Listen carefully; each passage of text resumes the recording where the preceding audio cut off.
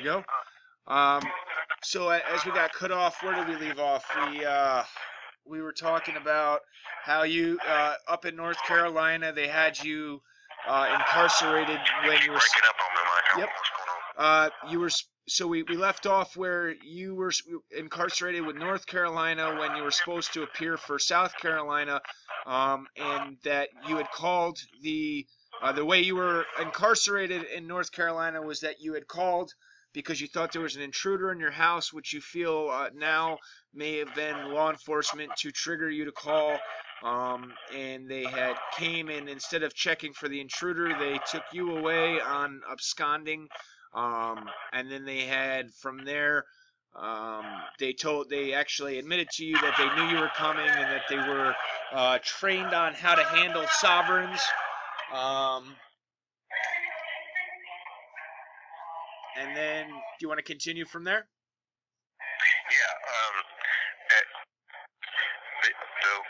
I think where I stopped off with you was in June 12th of this year, I went to court in Randolph County on the absconding charge, the last absconding charge, and the judge sentenced me to 8 months, and he said if I had the 122 days that I had, that they would release me the next day because I would get time served. Anyway, they put me in jail and claimed they couldn't find any time that I had served again, and so the attorney that I had hired at that point was a good friend of my dad's. My dad, you know, he was highly recommended by my dad. Anyway, it turned out he was railroading me. I fired him, and my cousin helped me find another attorney at that point, and we got to talk to him. We appealed the first sentence, and this attorney came in, and I talked to him a little bit. Anyway, he found the jail time, went to the judge, and they let me out of jail that day because they saw that something was fishy with the whole thing. And but there again, you know, it's that sovereign citizen thing that they keep trying to pin on me that they were using to keep me in jail. Had nothing to do with anything other than that label, because like I said, everything was taken care of on the DUI probation, and the probation stemmed from a 2010 charge, so it was over 7 years old when I went to court this year, and they claimed that I had absconded. And I grew up in North Carolina, was born and raised in the Randolph County, know a lot of people there, so it's really interesting the kind of activity that's going on around this sovereign citizen label. Oh, definitely. Yeah, definitely. That's it's like they're sitting there and they're basically anybody that they think may have anything to do with sovereign citizenship. They're tracking them and hunting them down, and yeah. I mean, and you know, so from there you were incarcerated when you were supposed to appear for South Carolina. That then becomes South Carolina's responsibility to pick you up or work out transportation arrangements between North Carolina and South Carolina. That's the other issue. I'm glad you brought that up, because when in being in jail June this year, you would have thought, because they ran an NCIS, what they call NCIS, and they check your record to make sure no other jail wants you. Now, they cleared that in June of this year. I got out on June 30th, and I cleared that record, so there was no other jail wanting me at that time. So if that record can be brought out, you know, that this whole South Carolina thing was not an issue. This took place in 2014 in South Carolina. If there was an issue, I would have thought it would have been brought up after me being in jail in North Carolina, to the point where they would have come and got me if that was that important for them to bring it up in Tennessee and arrest me on that charge here. Does that make sense? Certainly, it makes perfect sense. I mean, the NCIS report that they do is pretty in depth. That's actually, it tells with other jails, but that's a federal database. Typically, it's not a state. They have a separate statewide that they run, and then they also run I think the NCIS is the FBI. if I'm not mistaken. Yeah. It's the FBI They won't let database. you out of jail now, but what they run one of those, so they're going to check and make sure you're not wanted in another place, another county, another state before they let you go. So I know there was one of those ran on me on June 30th of this year, and then here all of a sudden I'm wanted as a fugitive for Colorado, which I've never been in, and then for South Carolina a day later. Which now it's an issue. The Colorado one, that got cleared up, right? That was just fictitious. They dismissed that. The judge said that was a miscommunication. Yeah, that's. Somebody had to create that warrant, and I'd like to get behind why that warrant was created, who created it, why they created it. And that was Jasper, Colorado, right? What? Jasper, Colorado, correct. Right. All right. So I'll call Jasper, Colorado, and I'll call the I don't know if I told you or not, or if Trish did, but I did exactly what I told you I was gonna do, and I first called the Jasper, South Carolina. I called their courthouse and spoke with the court clerk, and then she she didn't really want to handle it. It wasn't them that would handle that. It sounds like a lot of people are getting a lot of different answers who call. Yeah, well, I ended up. I spoke with the actual prosecutor, what they call a solicitor, in South Carolina, and she hung up on me because I laid into her, and I actually I did a video asking people to do a blanket call. They got so many calls that day that they ended up turning the phone lines off and had it set straight to voicemail. Gubu hopped on board with it, so did Willow, and they asked their subscribers to do it as well. They probably got at least a couple hundred to 1,000 calls that day. Wow, so fantastic. Yeah. Yeah, we Listen, they're getting ready to feed us, and I've got to go. But there's one last request that I have before we hang up, if you don't mind. Yep. We need some financial help. Okay. When I was arrested, they of course shut down all my bank accounts, all my credit cards. I have no way of obtaining funds on my own. It's expensive being in jail. Yeah. And before I went to jail, I had left a vehicle to be worked on, and they want my family to come get it, and I just don't have the funds. But it's $3,500 to get that, and then once I get out of here, that's something I can pay back if somebody can help with that. But if not, that's no big deal. Right now, we need some funds for me being in jail to make these phone calls. We need some funds for legal stuff, and I can get commissary, which helps me to eat. They don't feed us enough to keep us alive, so I need commissary funds every week. So those are the things that we need help on. If people can help, that would be greatly appreciated. And I'm not one to ask for help like that. I really, I'm a hard worker, and I've always provided for myself and others, and it's really tough to have to be in a position where you have to ask for help. I totally understand that, brother, and I actually already was planning on sending some more funds to help out. So you'll be seeing some from me.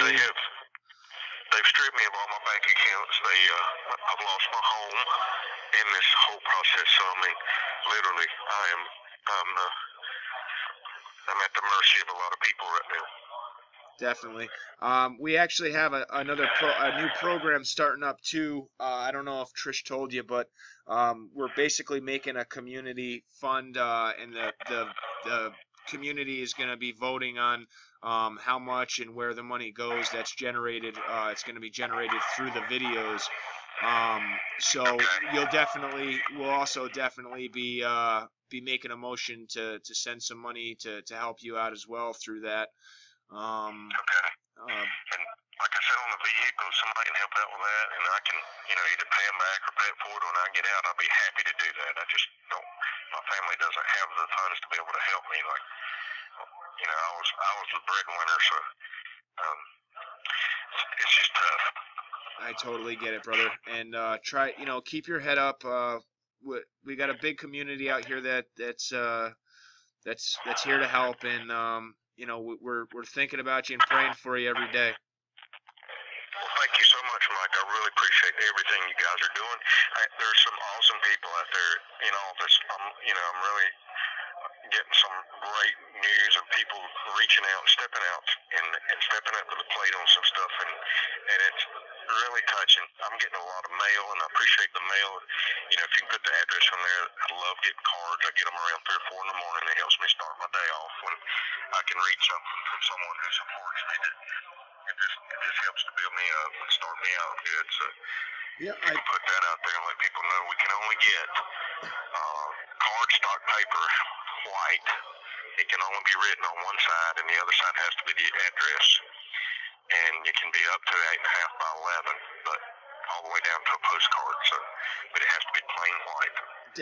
Definitely. Yeah, I have that all on all the videos I do with you. I have the breakdown of all that in the PayPal. It's always on the description box. I pulled it right off of IUV and I use that. Well, thank you so much. I'm getting some awesome cards from people being really creative and just some uplifting messages. I really appreciate it. I really do, from the bottom of my heart. Not a problem, brother. Just try to keep your head up. Try to, I know it's tough sometimes to stay hopeful and positive in there, but you'll get through this. We're here for you, and all right. We'll all get through this together. Victorious on the other side. I know we will. That's it. Definitely, brother. All right. Thank you, Mike. Not a problem. Much love. Have a great day. You too, buddy. Bye.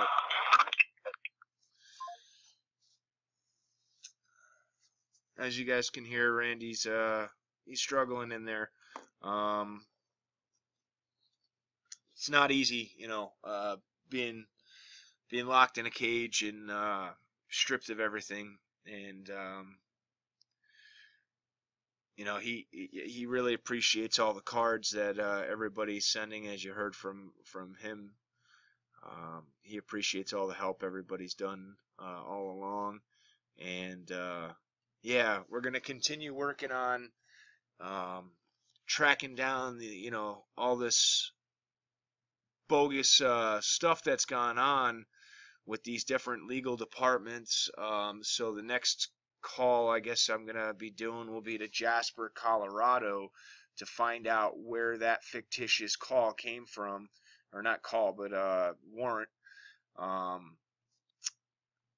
Hopefully we can get some information from that, and there's a lot of other stuff I've already been working on, as I was mentioning in the last video. Part of why I've been taking some time doing the investigative work, so that I can come to you guys with the findings and expose the crimes and fraud that are being committed. There's a whole list of names of new FBI names that we have received. Randy's cousin was kind enough to keep me in the loop on different things, and then I was able to track down some more names that are not out publicly, relating to the arrest and seizure. There are about 5 or 6 names total for purported FBI agents.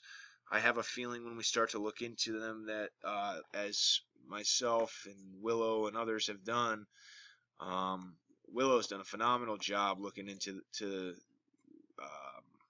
Parker Still, and he seems more and more fictitious every day, the name at least. But with these names, I have a feeling that we're going to see the same trend going there, because I personally am not entirely convinced that all those guys were actually FBI or any of them. I'm thinking that there may be a connection between JSOC, Joint Special Operation Command, which is actually a military. It's practically, it's called the President's Private Army. They were clandestine, and they were completely classified up until Osama bin Laden's takedown. They were involved with a lot of the night raids in different various Arab countries. They it almost seems as though they're not the president's private army that's just put out there for the public to believe, but that they may be more the private army for the Federal Reserve. Being that they've been sent over, they were actually founded in Vietnam, I believe, if I'm not mistaken, from the research that I've been doing. And like I said, they were clandestine and they were classified up until, Obama's last term. Then they started getting put in the public eye, but they were being made out to be the president's private army. But from what I'm finding, these are the guys that go over and they either make fictitious events that make it appear as though we need to intervene or we need to send troops or people in to then incorporate a central bank, which it's never put out that that's the reason, but that's what it seems to be, is that after they go in somewhere, then that's a nation that is either standing against the central banks and they go in, they create havoc, and then either they handle it themselves or we have more troops go in, and then a central bank is the end result after the fact, and total control.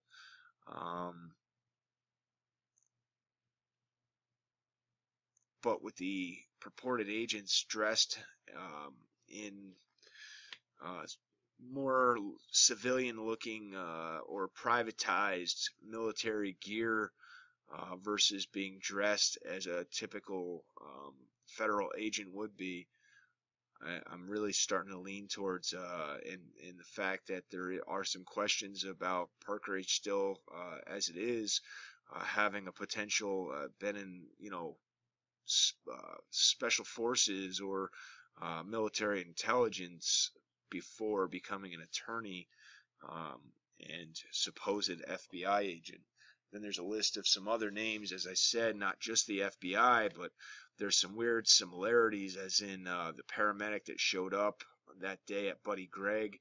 That paramedic's last name is the same as one of the supposed FBI agents, which is a little strange. I'm wondering if there's relation there.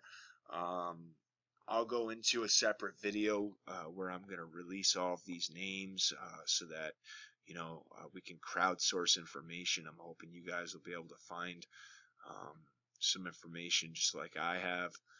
I know you guys have been awesome with sharing information. A lot of you guys are really good researchers. There's also somebody else that came up in all this, and this name I released to Willow.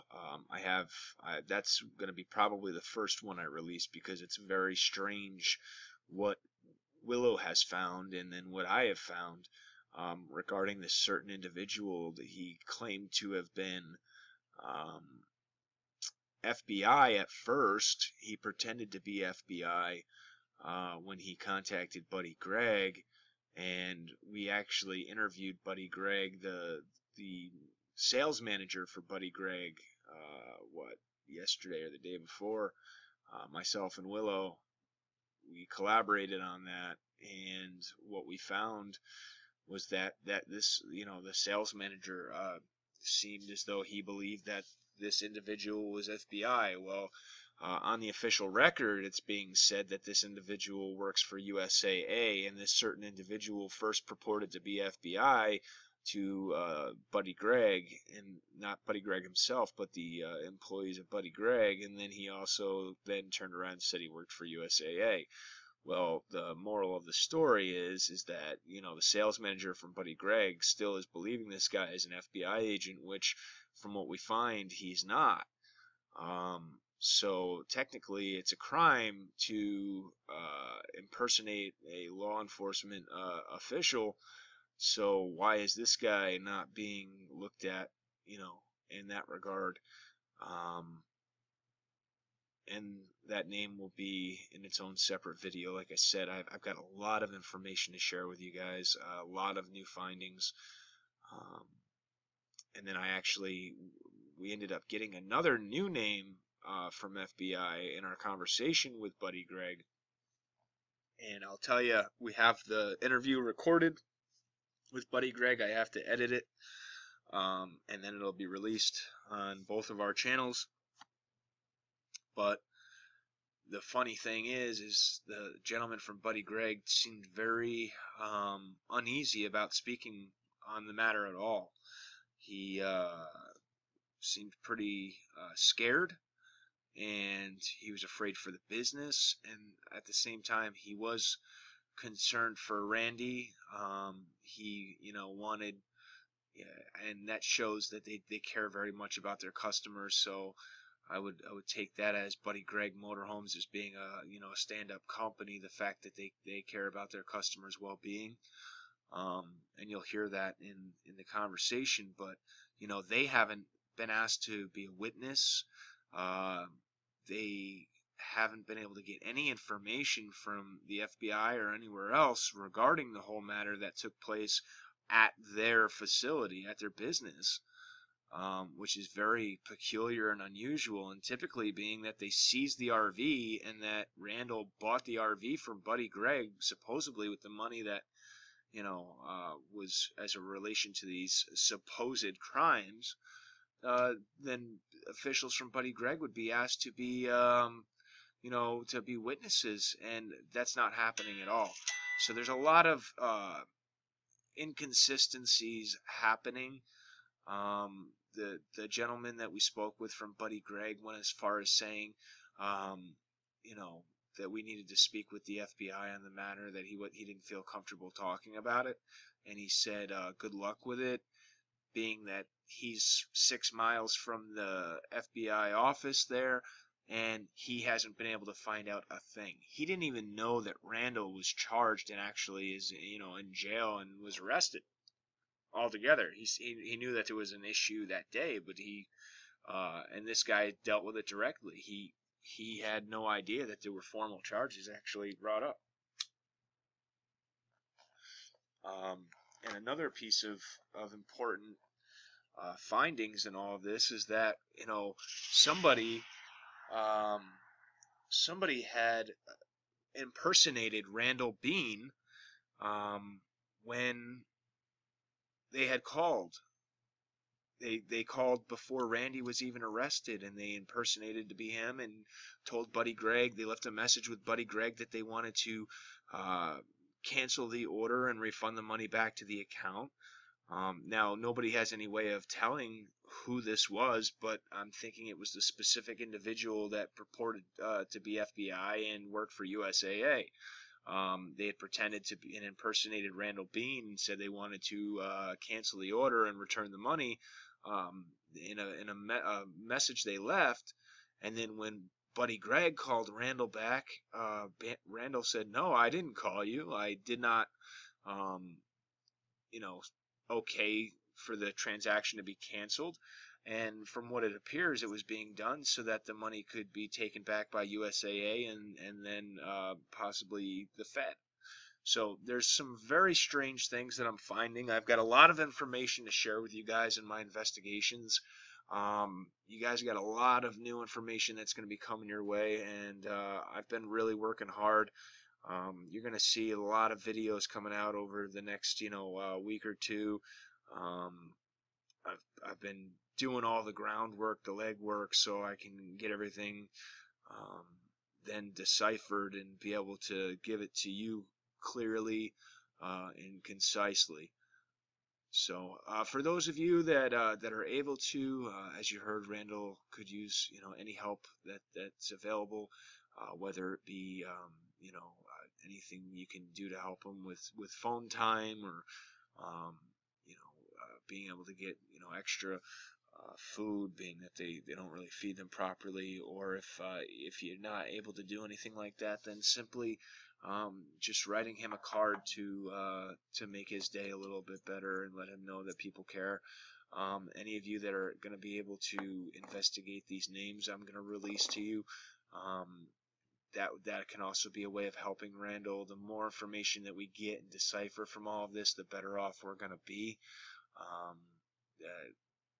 we're going to know what's going on, and then it'll also help Randall and his family with being able to combat this the illegal charges that are against him and everything that's happened. So there are so many different ways to help, guys, and the one way that everybody can help is by going over to the community Steemit, and if you don't have a Steemit account, it's free. Just go and set up an account. It takes a couple of days, and then they approve it, and then go to the community Steemit. I'll put the link in the description box, and follow the Steemit. Once we have 2,000 followers, we will start to release content, which then you guys interact and watch, and it's going to start generating money so we can help people that are like Randall that are struggling. We can help people in the community that somebody's going to lose their house.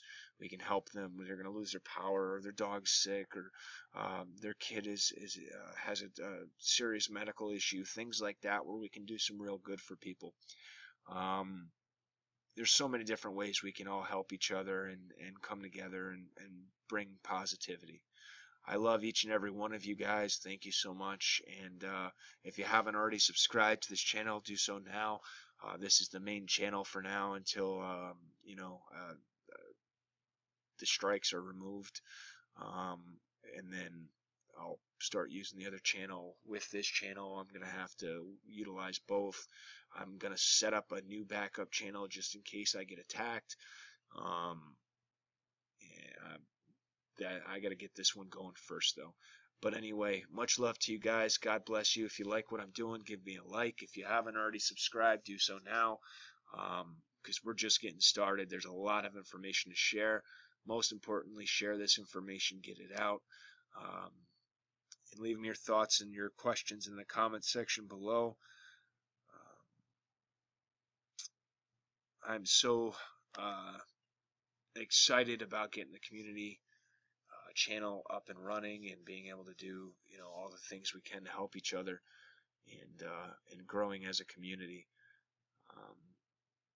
Much love to you guys, and God bless you.